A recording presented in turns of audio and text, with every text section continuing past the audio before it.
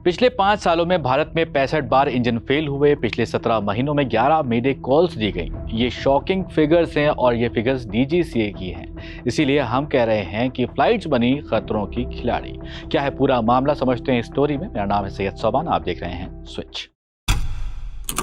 साल 2020 से अब तक 65 बार ऐसी घटनाएं हुई हैं जिसमें देखा गया कि इन फ्लाइट इंजन फेल हुए हैं। इसके अलावा पिछले 17 महीनों में 11 बार पायलट्स ने मेडे कॉल्स भी दी हैं।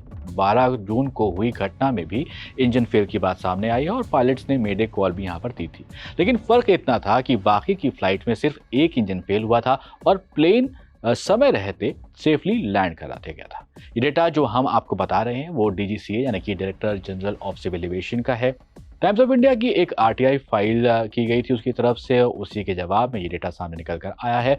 अब आप ये सोचिए कि पिछले 5 सालों में महीने में कम से कम एक घटना तो हुई है जिसपे इंजन फेल्योर की बात सामने आई है। आप यहाँ हम जब फ्लाइट लेते हैं तो एक बार तो दिल धक धक करता ही है, लेकिन एयर इंडिया प्लेन क्रैश के बाद से थोड़ा डर ज्यादा हो गया है। उसके बाद ऐसा डेटा सामने आ जाए तो कहानी और ज्यादा खतरनाक लगने लगती है। किसी भी फ्लाइट के टेक ऑफ से पहले मल्टीपल चेक्स होते हैं, इसके बाद ओके मिलता है, फिर फ्लाइट टेक ऑफ करती है। लेकिन साल 2020 से अब तक 65 बार जो इंजन फेल्योर की प्रॉब्लम्स आई हैं उसके हिसाब से जब फ्लाइट उड़ रही थी तब इंजन फेल्योर की घटना हुई है।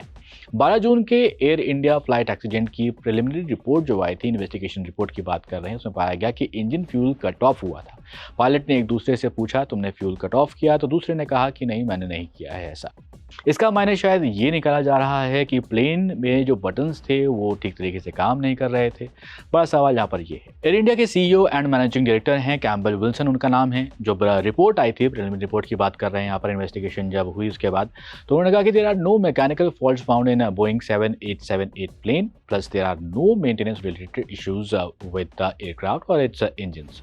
उनके हिसाब से प्लेन में कोई भी खराबी नहीं थी, इंजन में कोई खराबी नहीं थी। खैर इस केस में इंतजार रहेगा क्योंकि डिटेल इन्वेस्टिगेशन रिपोर्ट जो है उसके बाद ही समझ में आएगा कि आखिर वहां पर हुआ क्या था। आगे आने वाले जो वक्त में कैसे इस घटना से सीख ली जाए कि सभी फ्लाइट्स सेफली टेक ऑफ करें और लैंड हो। अब मीडिया रिपोर्ट में कई एक्सपर्ट्स बता रहे हैं कि इंजन फेल्योर आखिर होते किन वजहों से हैं। फेडरेशन ऑफ इंडियन पायलट्स के प्रेसिडेंट हैं कैप्टन CS रंधावा। उनके हिसाब से इंजन शटडाउन की वजह ब्लॉक्ड फ्यूल फिल्टर्स हो सकते हैं, फ्यूल का पानी के साथ कंटामिनेशन हो सकता है, या फिर इंजन्स में फ्यूल सप्लाई में कोई इंटरप्शन आ गया हो तब ऐसी प्रॉब्लम आती है। कोई बाहर की चीज इंजन में चली गई हो, इससे भी इंजन शटडाउन हो सकते हैं। साथ ही एक्सपर्ट्स ये भी मान रहे हैं कि भारत में इस तरह की बढ़ती हुई घटनाएं काफी ज्यादा शॉकिंग हैं क्योंकि इंजन शटडाउन की फ्रीक्वेंसी कुछ ज्यादा ही बढ़ती हुई जा रही है, जो डेटा आया है सामने पिछले 5 सालों का।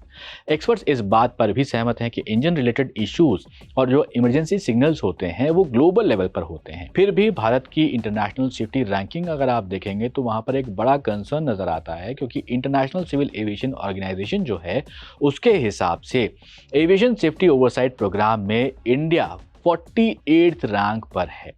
अब सवाल यहाँ पर यह भी है कि 17 महीनों में जो 11 मेडे कॉल्स आई हैं उसका क्या। तो पायलट मेडे कॉल तब देता है जब लाइफ थ्रेटनिंग सिचुएशन हो। ये पैन अर्जेंसी अलर्ट से अलग होती हैं पूरी तरह से। अब जब एयर इंडिया क्रैश की जो प्रिलिमिनरी इन्वेस्टिगेशन रिपोर्ट आई थी उसके 2 दिन बाद डीजीसीए ने सभी जो एयरलाइंस हैं उनको कहा कि वो बोइंग 787 और 737 प्लेन्स के फ्यूल स्विच लॉकिंग सिस्टम को इंस्पेक्ट कर लें। भारत में 150 से ज्यादा बोइंग 737 और 787 एयरक्राफ्ट हैं। Air India express, Akasa air, spice jet और इंडिगो सभी के पास ये एयरक्राफ्ट मौजूद है। इसके अलावा आपको ये भी बता दें कि सभी एयरक्राफ्ट लीज पर हैं। वो जो प्लेन्स हैं वो भारत में रजिस्टर्ड नहीं हैं। साल 2018 में फेडरल एविएशन एडमिनिस्ट्रेशन ने fuel control switch locking feature को लेकर के कुछ कंसर्न रेज किए थे जिसमें कि बोइंग एयरक्राफ्ट इंक्लूडिंग 787 और 737 भी इसमें रखे गए थे। उसमें भी ये प्रॉब्लम थी, ये सामने आया था 2018 का। अब आपको क्या लगता है कि इंडियन फ्लाइट जो हैं, जो डोमेस्टिक फ्लाइट्स हैं या फिर इंटरनेशनल फ्लाइट्स हैं जो भारत से उड़ती हैं या भारत की एयरलाइंस में हैं, वो कितनी सेफ लगती हैं आपको? आपके कोई शॉकिंग एक्सपीरियंस हो तो उन्हें कमेंट बॉक्स में जरूर लिखिएगा और ऐसे ही वीडियोस के लिए आप देखते रहिए स्विच।